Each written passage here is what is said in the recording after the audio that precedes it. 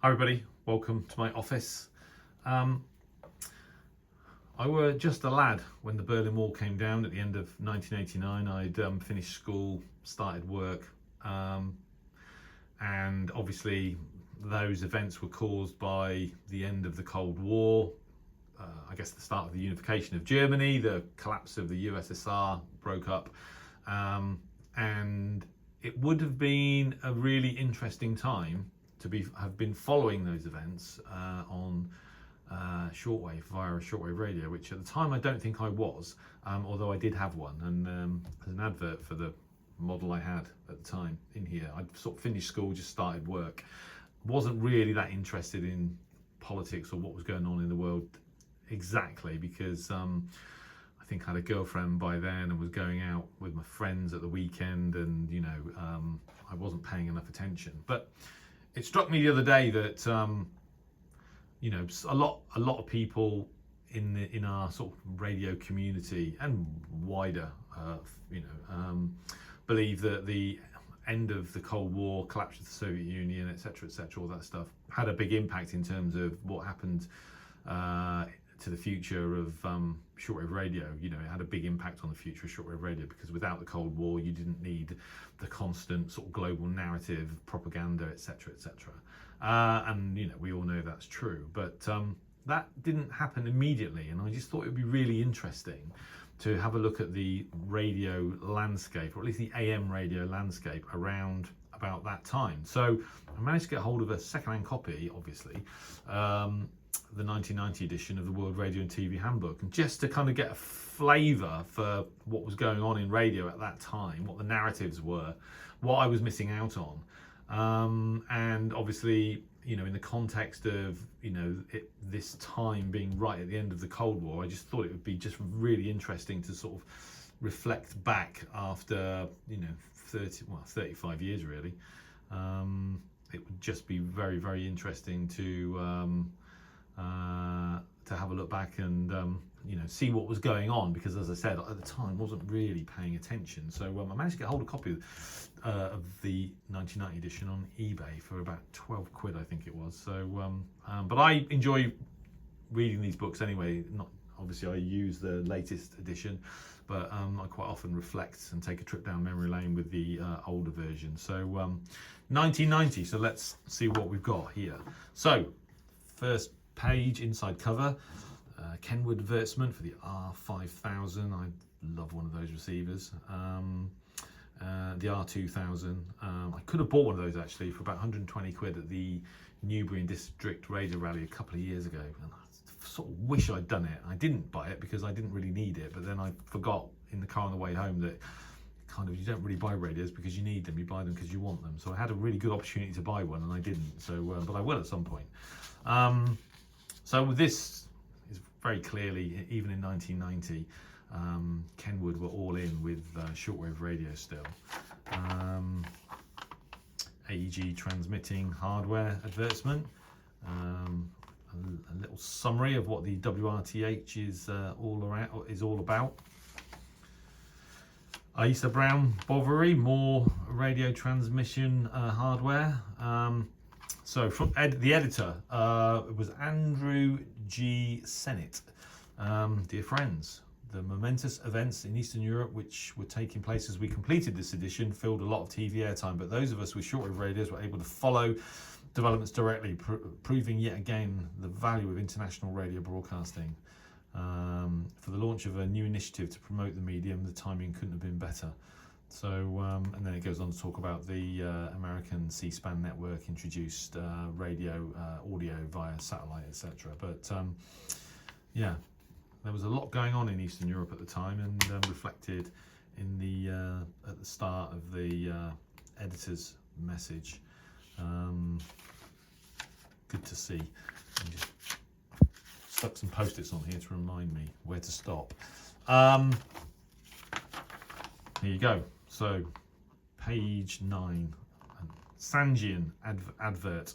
That is the ATS-803A, which I got when I was 18 or 19, and I can remember attaching a piece of wire to the telescopic antenna and slinging it over a sort of curtain pole, and sort of having a tune around and thinking, I can't hear very much, and sort of gave up really. And how silly was I to give up?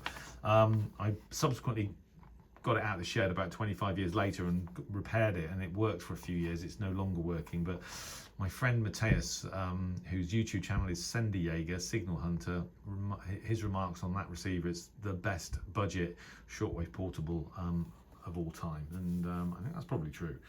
So good to see that there's an advertisement for Sangean all the way back in 1990 with various other models that I've not owned.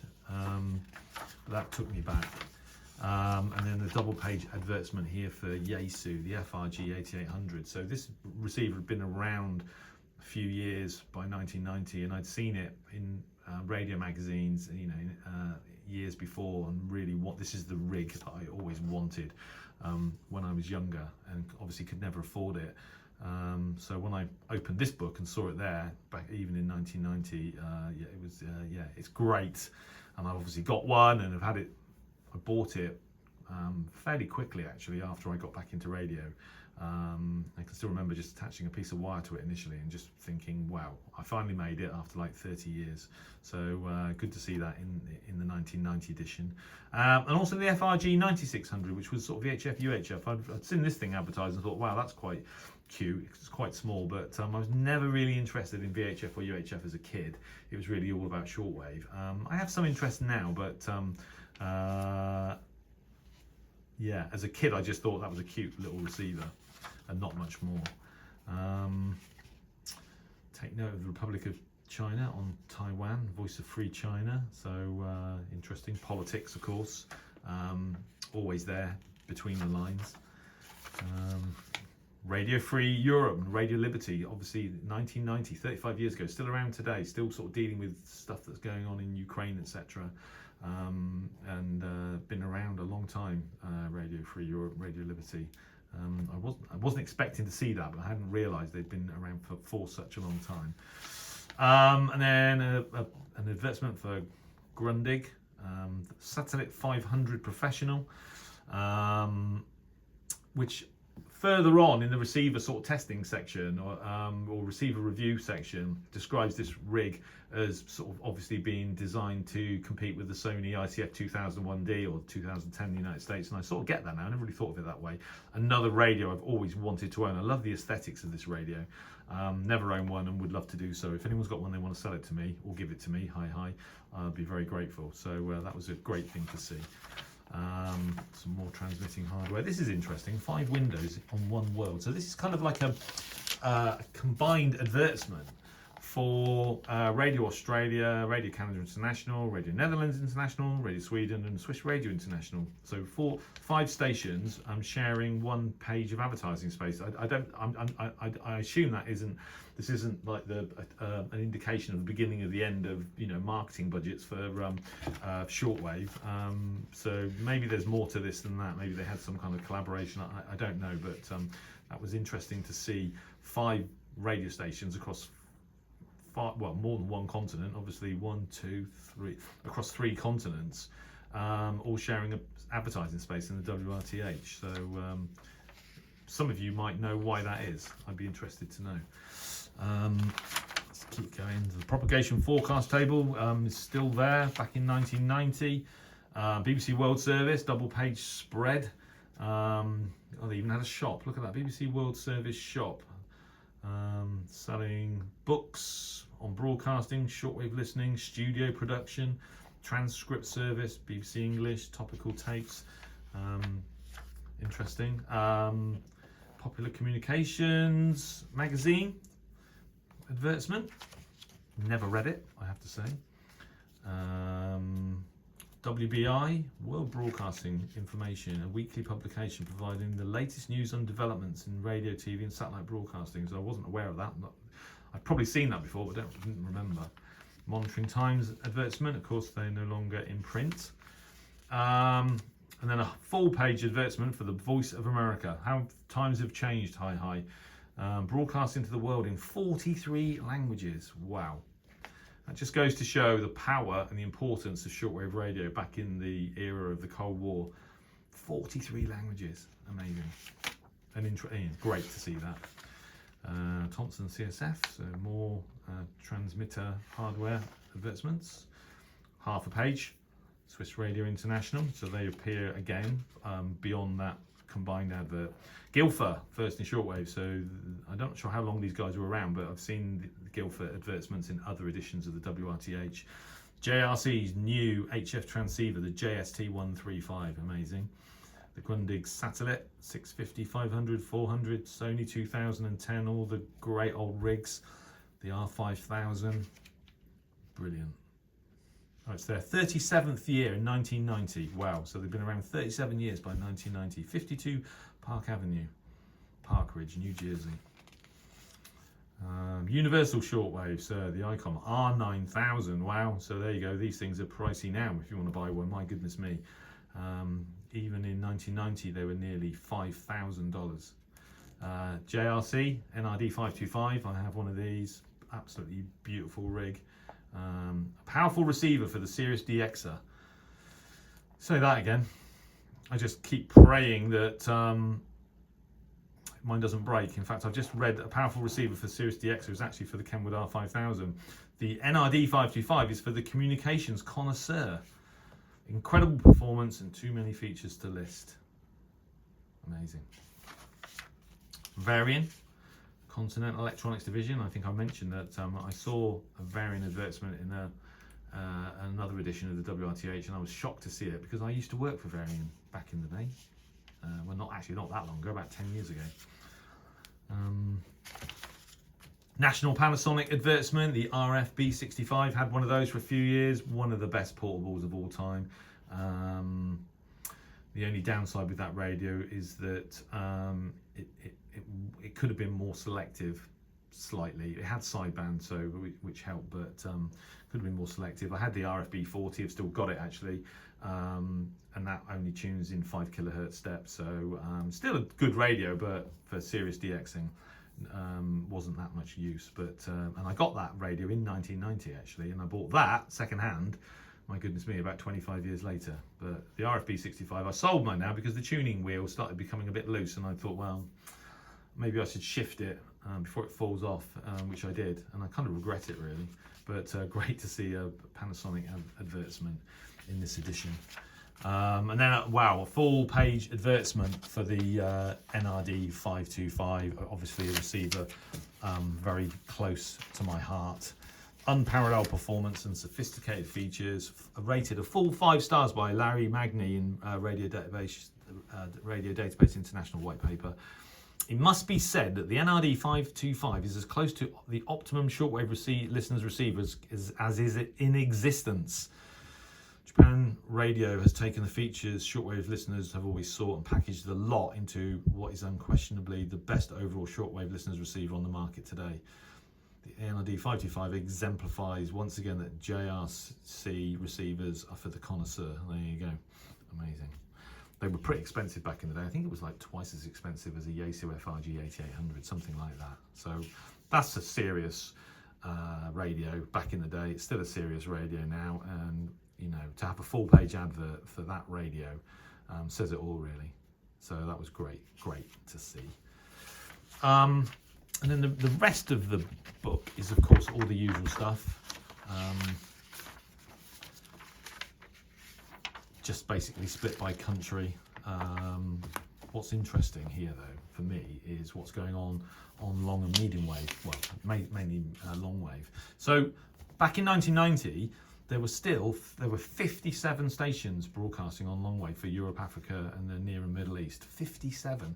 So still right at the sort of maximum. I think that's still the high 50s is the peak of long wave broadcasting in Europe and North Africa and the Middle East. So long wave was still going great guns. In fact, the list starts here and then it carries on here and it keeps going all the way down to here. 279 kilohertz USSR Minsk, 500 kilowatts, half a megawatt. So long wave was still booming in 1990. And then if you look at shortwave stations of the world, a tropical band, They start here, 2310 kilohertz, Alice Springs, Victor Lima 8 Alpha, 50 kilowatts. And just the tropical band, so from sort of 2.3 megahertz to 5 megahertz, they start here and they just keep going. So by the time you reach the end of the page, you're only on 2.6 megahertz and then 3.2 megahertz, and they just keep going down to 3.39, Radio Altura, and then it's keep going to 3.9, and basically you've got all these stations, and that only across these two pages and across these two pages to 5 megahertz. There's literally hundreds of stations on the tropical band still in 1990. So again, you know, we all know what was to come, but up until the point where the Berlin Wall did come down, the Cold War ended, shortwave radio, regional shortwave radio, was literally still booming, like never before really, or as before at least. So that was really interesting to see. I'm not going to go through the rest of them. What is also interesting was this: combating interference in shortwave reception with compact indoor directive antennas. So this is probably the earliest, or one of the earliest, references to kind of modern noise, the QRM, that causes issues for shortwave listeners. So this is obviously 1990, and here that in a lot of detail they're talking about QRM sort of being a problem, local interference, what the basics are, how radio waves propagate via the ionosphere, and then they talk about directional loops for nulling, electric field noise, etc. And there's a lot of detail here actually. I haven't actually sat and read through it yet, and then they've got examples of where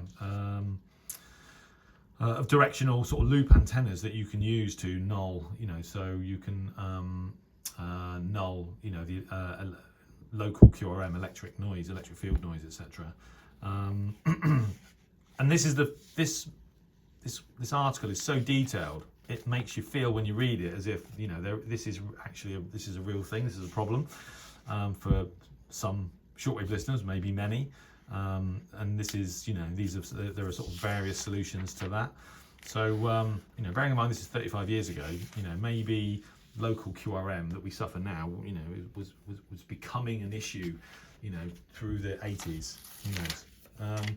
Equipment bench test. So again, the Grundig Satellite 500 appears here, and this was interesting. Grundig has been making shortwave receivers for 25 years, and from its features, it's clear the Grundig Satellite 500 is designed to compete with the slightly smaller Sony ICF 2001D, or 2010 as it's known in North America.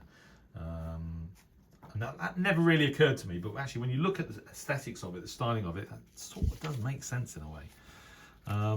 So I'll be interested to read through that. There's a review of the ICOM R9000, which I'm assuming is going to be very positive. Yeah, truly represents state-of-the-art technology. The low HF225, that's a brilliant receiver. Again, I had the opportunity to buy one, but I didn't because I've got the 150 and I should have done. And I think the manufacturers, the conclusions on that radio is that it should be of interest to any serious shortwave listener. So that was another missed opportunity for me, but good to see it here. And then so there's a few more reviews, etc. But what's actually quite interesting is when you actually look at the 1990 receiver value guide, and in terms of sort of budget and travel portables, the only receiver they give 5 stars to, well, there's two. The Sangean ATS-803A gets 5 stars, and the Philips D2935 gets 5 stars. Nothing else, even the ICF 2001 D. Oh, okay, it's not included in there. Okay, so they're the only two that get 5 stars. For the serious shortwave listener, the low HF225 gets 5 stars. The Sony ICF 2001D only gets 4, believe it or not. So there you go. So in 1990, the WRTH rated overall the low HF225 as a better receiver than the ICF 2001D. Who would have thought? What's interesting for me is that the JRC NRD 525, that gets 5 stars, but as does the Kenwood R5000 and the ICOM ICR 9000. So there you go. So that's it. So that's basically a snapshot of the world of shortwave radio in 1990 when the Berlin Wall came down. Barry Electronics Corp advertisement, Sony ICFSW1, brilliant little radio. I remember when it came out, size of a packet of fags, but 20 years later, all the caps have dried up and it won't work. You need to get it recapped. That's probably about the worst Sony product for dried up capacitors. And here it appears again next to the SW20. So yeah, a full page advertisement for world band receiver, and it was great for me to be able to post something similar on YouTube recently. I mean, they're all Texan models, but to see a full page advertisement in 2025 for world band radios was quite amazing. And then finally on the back cover, best of both worlds, the ICR 9000. Truly reflects ICOM's long-term commitment to excellence, and we all know it's a brilliant receiver. And if you want to buy one now, I think they're still floating around somewhere for about 10 grand or something, or 12,000. So anyway, there you go. So I hope you enjoyed that. I did. Certainly enjoyed that trip down memory lane. I'm really looking forward to your comments. So please let me have them. And if I decide to buy some more old editions of the World Radio and TV Handbook, I will do so, and I'll upload some more videos. But for now, thanks for watching, and 7-3.